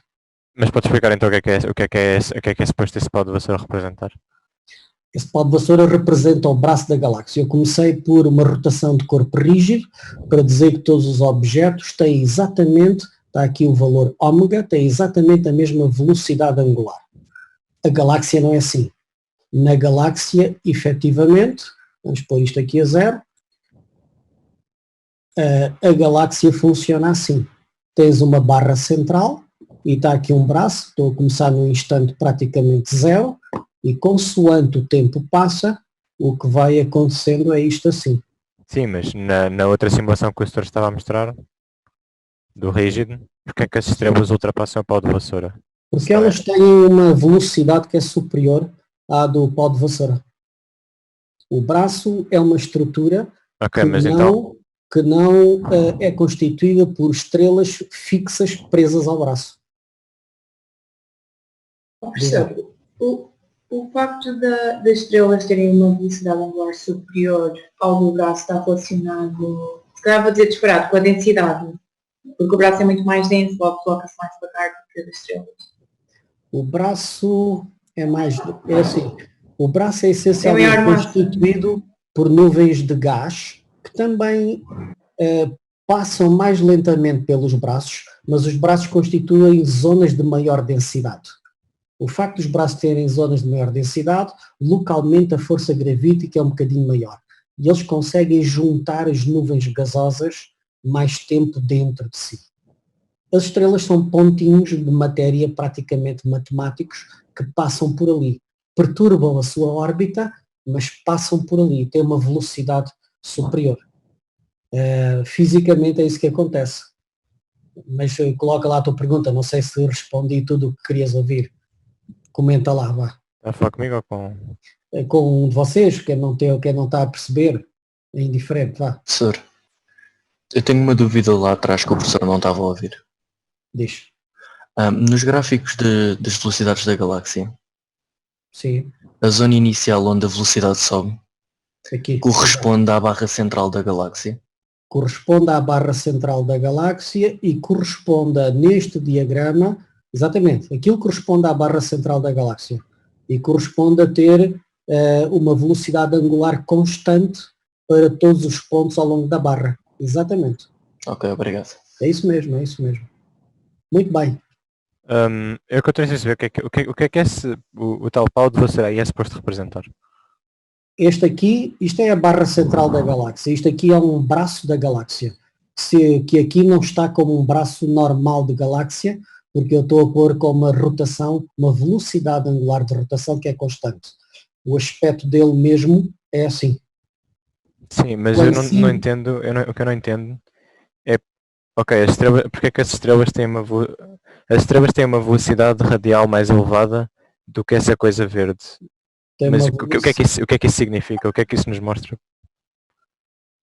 O que é que isso te mostra? Mostra que a dinâmica disto... Meta de novo no corpo rígido. Aqui as estrelas estão antes do braço, isto continua a rodar, as estrelas entram pelo braço, como tem uma velocidade superior, e passam para lá do braço. Ok, mas o que é o braço? É que eu acho que não estou a perceber isso. O braço não é feito pelas estrelas, as estrelas estão lá durante algum tempo, durante, não sei, 1 milhão de anos ou 2 milhões de anos, depende da zona do braço onde estás, mas as estrelas atravessam o braço depois, mas a galáxia não é só constituída por estrelas, tem nuvens gasosas. Então os braços é o quê? É nuvens gasosas? Eu não estou a perceber o que é a diferença entre o braço e as estrelas. Também tem estrelas, repara, há mais estrelas do que aquelas que eu pus aqui no gráfico, obviamente, não é? Tem estrelas, mas também tem muita massa em nuvens de gás e poeira. Isso faz o braço. Se vires estas imagens que aqui estão, esta não, a estrutura dos braços que aqui está, dá para ver aqui a estrutura dos braços, que não consigo aumentar isto, a estrutura dos braços é fortemente constituída, ou é muito rica em nuvens de gás, e obviamente tem cá estrelinhas, esta cor azulada que aqui está, são estrelas quentes que estão a emitir luz azulada, que ilumina os braços, vou dizer desta maneira. Então o que essa simulação está a mostrar é a diferença entre esses braços de gás e estrelas individuais? Ou... Exatamente.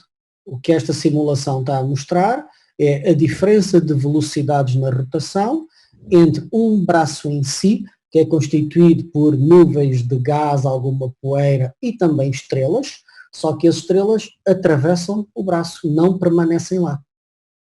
As estrelas não permanecem nos braços. As estrelas atravessam os braços. Mas todas as estrelas? Todas as estrelas. Todas as estrelas. Então é o quê? As nuvens de poeira têm menos velocidade radial que as estrelas, é isso? Repete lá. As nuvens de poeira têm menos velocidade radial que as estrelas, é isso? As nuvens de poeira são mais aprisionadas ali e depois têm um problema, não é um problema, elas dali desaparecem. Porquê? Os braços, esta grande densidade de nuvem de poeiras, e essencialmente gás, poeira é uma componente mais pequena percentualmente, para pôr números, na massa da galáxia total, 90% dessa massa está em estrelas, 10% é qualquer coisa que está no gás espalhado aqui, mas mais denso ao longo dos braços, e o outro não é exatamente 90%, depois há uma pequena percentagem, cerca de 1%, que está em nuvens de poeira. O que acontece nos braços, como a densidade da matéria é ligeiramente superior nos braços, cerca de 2 vezes mais, não é muito, mas é um pequeno acréscimo, entre 1,5 vezes a 2 vezes mais, acontece o quê? Que os braços são zonas de formação de estrelas. Daí eu estar a dizer, a poeira não, o gás que está nos braços, na realidade desaparece porque colapsa e vai formando estrelas. Não desaparece todo, não, mas está a ser consumido paulatinamente ao longo dos gigas de anos. Está a ser consumido. O gás que aqui está, na realidade, é utilizado para formar estrelas. Não desaparece todo de uma vez. Não, isso não acontece todo de uma vez. E agora o que é que acontece? As estrelas que aqui se formam, as estrelas pequeninas como o Sol, vivem milhares de milhões de anos, vivem gigas de anos e abandonam os braços. Mas as estrelas que brilham muito, têm massa muito grande, 10 vezes a massa do Sol, 8, 5, essas aí vivem apenas dezenas de milhão de anos e quase que não têm tempo de abandonar o braço antes de explodirem em supernova. Portanto, estas estrelas acabam quase por ficar fortemente confinadas à zona dos braços ou às suas imediações. Por causa disso é que temos estas imagens em que os braços são brilhantes com cor azulada. São essas estrelas azuis de grande massa que vivem pouco tempo, mas enquanto vivem estão a ser formadas nos braços, dão este brilho extra ao braço em si. As outras estrelas mais pequenas que o Sol não aparecem individualmente nestas fotografias, mas são aqui criadas e depois saem daqui e vão em frente. E apanham o disco todo que a galáxia tem. Portanto, há estrelas espalhadas por esta área toda superficial que o disco tem. Superficial e tridimensional. A dinâmica de rotação é esta. É esta. De facto, a zona do braço, dentro do disco, os braços têm uma velocidade de rotação que é menor do que a velocidade de rotação que as estrelas individualmente têm. E isso é válido para todas as estrelas. Ficou claro ou não? Diz lá. Então podemos dizer que o Sol está-se a afastar de nós? O Sol está a afastar-se do sistema, nós, da Terra? Não. Porque nós continuamos no braço. Não, nós vivemos fora dos braços da galáxia. Nós vivemos numa zona entre braços. Ok. Cara, tu, ao fazeres essa frase, mudaste as escalas de distância completamente. Eu aqui estou a falar de distâncias entre estrelas, estás a ver a unidade de quiloparsec. Sim. E quando entras dentro do sistema solar, nem um parsec existe. Um parsec são 260 mil unidades astronómicas e o sistema solar mais interior está na casa de até aos 60, 70, 80 parsec. Portanto, ao pensares na Terra e no Sol, estás a ir a uma escala micro ou nano a comparar com esta escala que está no diagrama, que é de quiloparsec. Parsec. Estás a ver? Ok. Portanto, não, o Sol e a Terra não está a afastar, a Terra não está a afastar do Sol, não. Esta conversa é sobre o Sol. O Sol arrasta consigo os planetas todos, claro que sim, não é? Pois, exato, ok. Aqui tens que pensar eu pus esta aqui azul para representar o Sol, de uma maneira diferente, para mostrar a órbita do Sol. Está aqui o Sol, mas terias de fazer um microscópio muito poderoso para entrar nesta estrela e poder ver os planetas à sua volta. Portanto, isso é uma escala pequeníssima mesmo, ok? Ok, obrigada. Portanto, isto é a rotação do disco, é a rotação diferencial do disco. Se chama a rotação diferencial do disco. Ora, vamos lá voltar à nossa apresentação. Se esta coisa não morreu toda. Onde é que passou? Tu agora não tens aqui a minha apresentação, não gostaste dela. Espera aí, onde é que a gente te encontra aqui?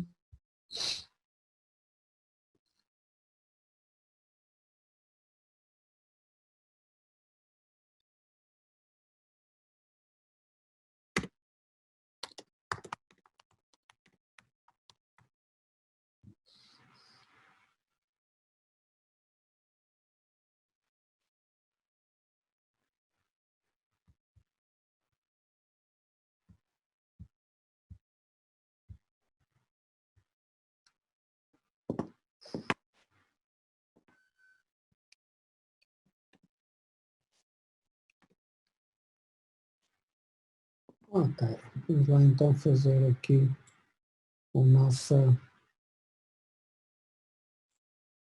nossa rotação diferencial. Agora vou tentar partilhar o desktop para poder apresentar isto de maneira... Ok. Vou fazer esta coisa aqui. Este já vimos, este também. Equação diferencial do disco, 8 kPa, damos a volta em 230. A massa total da nossa galáxia está nos 10 elevado a 11 massas do Sol. 10 elevado a 11 massas do Sol, ok? E temos o quê? Isto é um mapa feito com radiotelescópios das nuvens de gás, a distribuição de nuvens de gás dentro do disco da nossa galáxia. E nota-se o quê? Que elas estão concentradas ao longo daquilo que são os braços da nossa galáxia. Isto é a barra central, é a zona central. Temos aqui.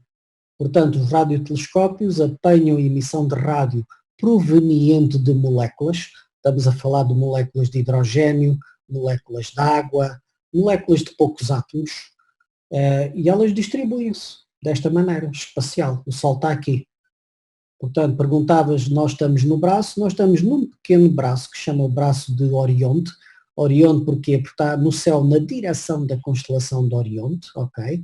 Aqui o braço de Perseus é porque no céu, quando se olha para esta zona, isto está na zona da constelação de Perseus, a constelação do Cisne no céu, constelação do Centauro, isto é a zona do centro galáctico.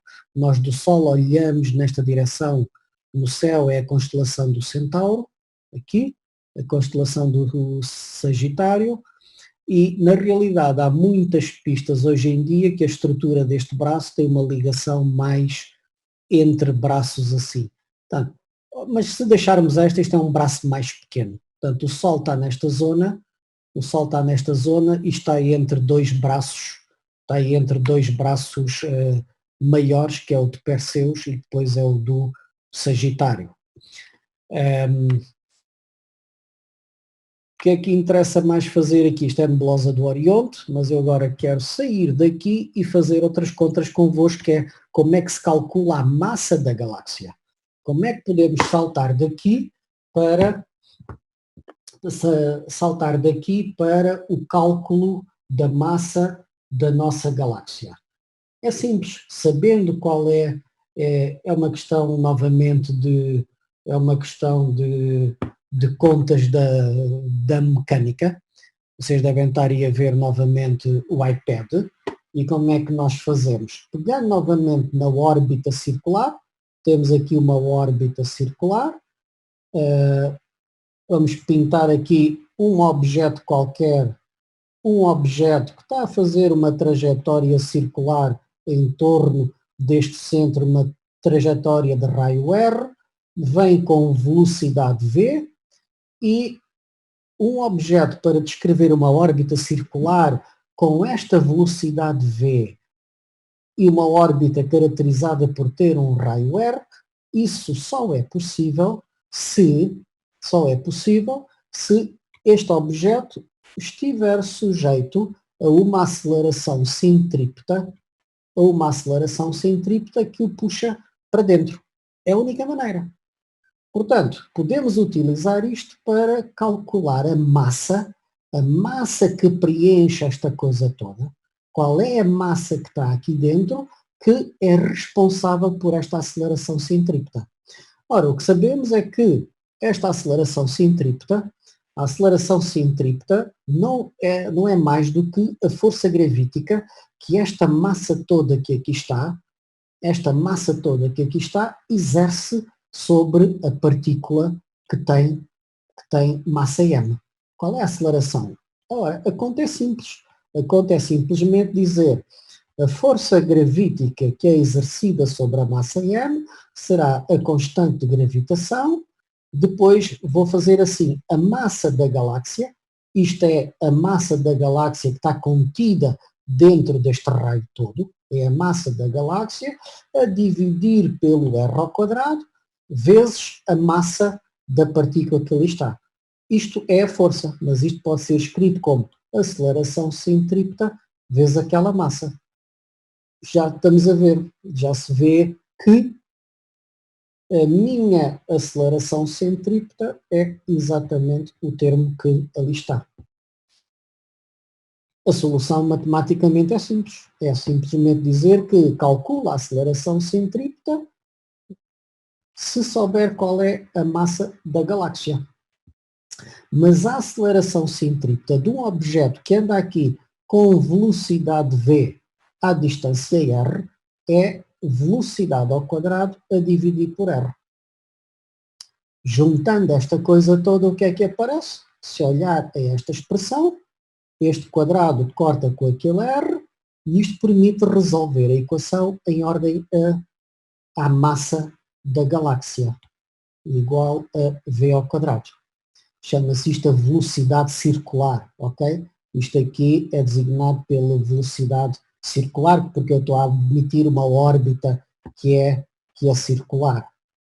Portanto, se resolver isto agora em ordem à massa, posso resolver porquê? Porque isto é conhecido. Este V circular que aqui está é 230 km por segundo. O raio é de 8 kPa. De modo que sai que a massa da galáxia será... Professor, não era 213? Não, a velocidade é 230. O tempo de dar a volta é que era 213 milhões de anos. Ok, essa é a velocidade da luz? Não, 230 km por segundo é a velocidade que o Sol tem quando anda no espaço, que está a ter neste momento 230 km por segundo no espaço em torno do centro da galáxia, estás a ver? Então, é 230... Como é que o setor meteu aí a velocidade? Pela definição da aceleração centrípeta. Ok. A aceleração centrípeta, estás a ver, é v quadrado sobre r. Numa órbita circular existe sempre esta relação entre a velocidade, a aceleração e o raio. Sim, sim. Existe sempre isto. Ok. Pelo facto da órbita ser circular. Ok? Portanto, podemos chegar agora ao resultado final. A massa da galáxia sai daqui, não é? Sai daqui. Lá apagar este gajo daqui que não está aqui a mais. Portanto, isto é a velocidade circular. Ou seja, isto é r vezes a velocidade circular a dividir por g. Ou seja, a massa da galáxia é obtida por 8 kPa vezes 230 vezes 10 ao cubo, se eu quiser pôr isto em sistema internacional, tudo ao quadrado, a dividir pelo G. 6, quanto é que é? 6,6 não sei o quê, 67, vezes 10 a menos 11. A chatice é que tenho isto em parsec. Pessoal a fazer contas. 8 vezes quilo. Este quilo é 10 ao cubo, é 1000. Aqui preciso do valor do parsec. Quero saber aqui parsec escrito em metros, vá lá, fazer contas. Vezes metros em quilómetros. 30 vezes 10 ao cubo ao quadrado. Ponho em metros porque eu estou a pôr isto tudo em metros. Ok. E 6,67 vezes 10 a menos 11. Ou seja, 8 vezes 10 ao cubo. Aqui falta-nos o parsec escrito em metros. Deu-me 2 vezes 10 a 41 metros. O resultado final? Sim, 2 vezes 10 a 41. 2 vezes 10 elevado a 41 em quilogramas. Está no sistema internacional, ok? Isto não disse... sim.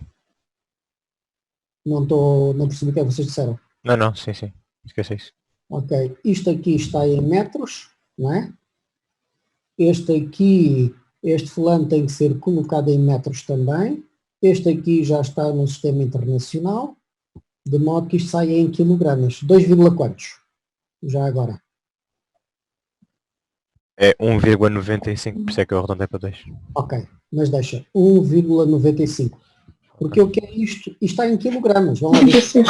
96, sim, 1,96, se arredondasse. 1,96, ótimo. Vezes 10 elevado a 41. Como sabemos que uma massa solar é igual a 1, não sei. Uma massa solar acho que é acho que é 1,99 vezes 10 elevado a 30 quilogramas. É isto. Portanto, a massa da galáxia, se dividirmos a massa da galáxia pela massa do Sol, fica o quê? É a massa da galáxia escrita em massas solares. Portanto, será 1,96 vezes 10 elevado a 41, 1,99 vezes 10 elevado a 30, que é quanto? Massa da galáxia, quanto é que é? Aproximadamente 1 vezes 10 elevado a 11 massas do Sol. Professor, Diz.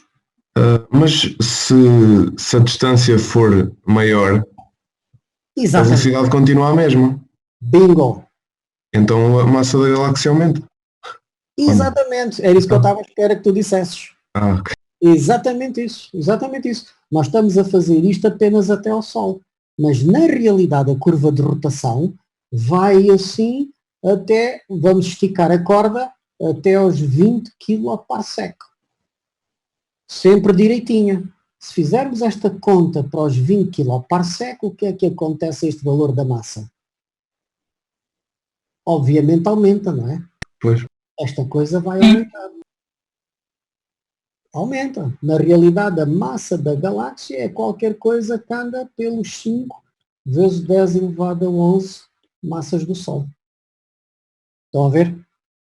Portanto, isto é a maneira simples de nós calcularmos a massa para uma galáxia, só funciona para a galáxia espiral.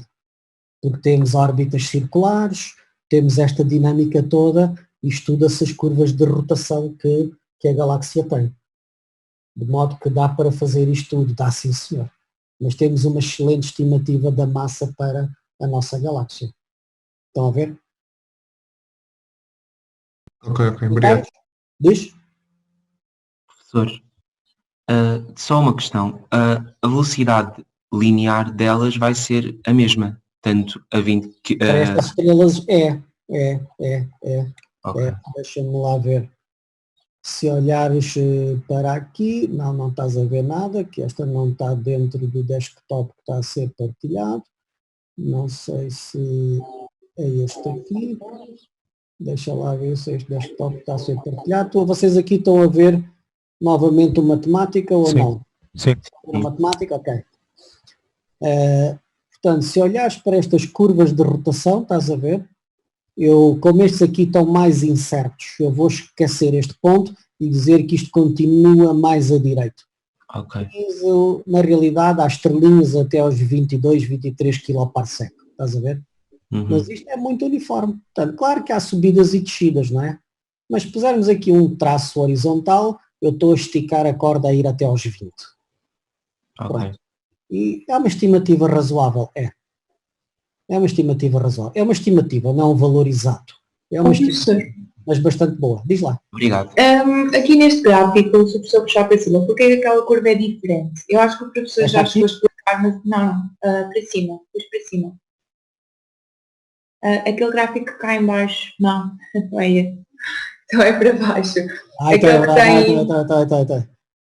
Esse aí. Este aqui? Exatamente. Porquê que é diferente? Eu acho que o professor já tinha explicado porque é que a curva era diferente, eu não percebi muito bem. Este aqui eu por acaso acho que nem detalhei muito e que é assim. Eu fiz um gráfico supondo 3 situações para a rotação das estrelas na galáxia. A curva azul representa a verdadeira velocidade angular, isto é velocidade angular, radianos por segundo. Estás a ver? Que eu aqui converti em quilómetros por segundo por quiloparsec. Mas isto representa a velocidade angular. E ela é a velocidade angular. Repara, não é esta que está aqui, esta pois, aqui, mas nesse gráfico ela vai ser o oposto daquelas estrelas que está lá em cima, mais ou menos. Estas duas, repara, deixa lá pôr aqui onde é que eu tenho aqui o iPad, não sei onde é que eu tenho a janela do iPad, deixa lá ver onde é que eu escondi, está aqui, ok, 1, 2, 3, ok, vamos passá-lo Para aqui, o gajo aí já deve ficar cá em cima. Vamos fazer assim, pôr isto lado a lado e é assim. E é assim. Uma coisa é nós olharmos para esta rotação e dizermos, é melhor desenhar outro, porque este já está muito cheio. Imagina assim esta coisa e instante inicial, t igual a 0, tens aqui uma estrela, tens aqui outra estrela. As duas vão com a mesma velocidade linear. Isto em quilómetros por segundo é a mesma coisa. Mas as órbitas são curvas, não é? As órbitas fazem isto. Portanto, ao fim de 10 mil anos, elas andam aqui 5 centímetros. Portanto, eu aqui tenho que desenhar 5 centímetros também.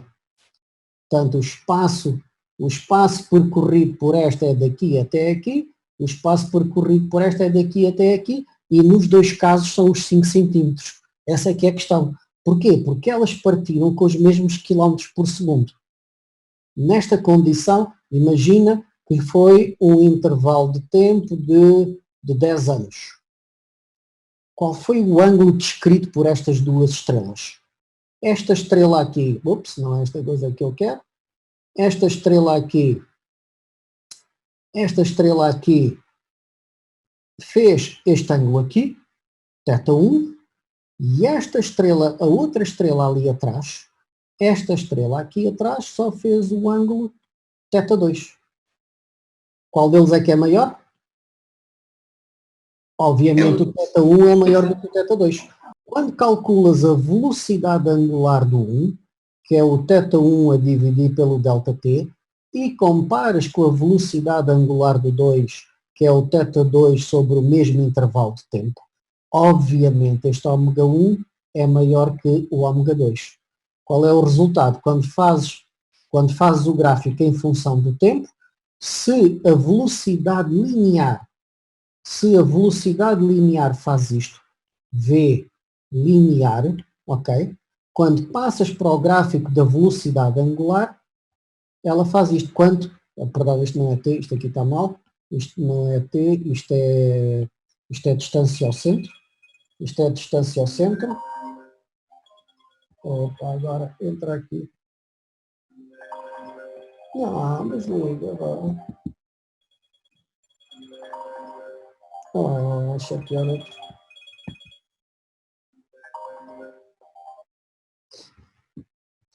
Quando aparece aqui a velocidade angular com a distância, a velocidade angular vai diminuindo assim. Portanto, vocês estão a ouvir? Ok, já percebi. Estás a ver? O outro gráfico era com a linear e a professora apresentou é com a angular. E ela vai crescer. Exatamente. Neste gráfico aqui, a velocidade de rotação fica constante. Ok, já percebi. Mas e isto é naquele caso em que, do exemplo do pau de vassoura, não é? Exatamente. Okay, não, eu não pus aqui o pau de vassoura. Se pusesse aqui o pau de vassoura, o ômega seria constante para o pau de vassoura. Se fosse um ômega, uma velocidade angular seria constante. Ok? A velocidade angular seria constante e a velocidade linear iria diminuindo assim. Iria aumentando assim. A velocidade linear iria aumentando assim. A verde está uma coisa que eu não... Quer dizer, só mencionei, que era o ômega de teres a massa toda da galáxia concentrada no centro. Não haver nada por entre as estrelas. Toda a massa principal estar no centro da galáxia. Uma espécie de sistema planetário. A massa toda está no centro e os planetas são uma massa miseravelmente pequena, anda lá longe a andar à volta. Portanto, é o que se chama órbitas de Kepler. O ômega nas órbitas de Kepler é isto. Não representa a galáxia, porque a galáxia, a massa está espalhada ao longo do disco. Estás a ver? É diferente de um sistema solar, em que a massa, de onde vem a força gravítica toda, basicamente está no ponto central do sistema solar. Portanto, não é completamente... Este sistema, este gráfico na aplicação da velocidade linear... Estás a falar deste, não é? Exato. Sim. Aplica-se para as galáxias com o formato semelhante ao da nossa. Exatamente. Isto depois vai mudar quando passarmos para uma elíptica, por exemplo. Exatamente, não tem nada a ver com isto. Uma elíptica, isto não vale de todo para uma galáxia elíptica, Porquê? Porque lá cada estrela anda no sentido em que quer e num plano orbital que bem entende. Estás a ver? Aquilo é uma espécie de galáxia elíptica, é descrita como uma nuvem gasosa, em que cada estrela, uma está num plano horizontal, outra está num plano vertical, outra tem a órbita num plano inclinado a 10 graus, a 20, a 30, umas rodam no sentido horário, outros no sentido anti-horário, direto e retrógrado, estás a ver? E há uma distribuição aleatória de velocidades. Isso faz uma galáxia elíptica. Portanto, estas contas, dizem muito bem, não se aplicam em nada às galáxias elípticas. Os movimentos são completamente distintos. Completamente distintos. Obrigada, professor. Muito bem. Mais questões? Mais dúvidas? Bom, nós já passámos 15 minutos, mas com tantas falhas aqui do meu lado, a ligação aqui tem estado inconstante. Acho que vamos acabar por aqui. Ou ainda querem tentar falar um bocadinho mais sobre aqui, não, a estrutura depois eu falo na próxima aula, tenho que detalhar essas coisas mais sobre depois as estrelas que existem cá dentro e a distribuição. Vou só terminar com o facto de a nossa galáxia, quando olhamos a distribuição da massa, a grande parte está aqui no disco, mas depois há enxames de estrelas, chamados enxames globulares aqui espalhados, mas isso fica para a próxima sexta-feira, terça-feira, onde falaremos sobre isto. Está bem? Recapitulando, terminamos aqui. Sexta-feira à tarde, às 2h30, fazemos a nossa aula de dúvidas e com estas contas, venham preparados e preparadas para fazer estas contas todas, está bem? E, corra tudo bem convosco. Boa sorte aí também com os familiares e as pessoas com quem estão. Um grande abraço a todos e a todas. Obrigada.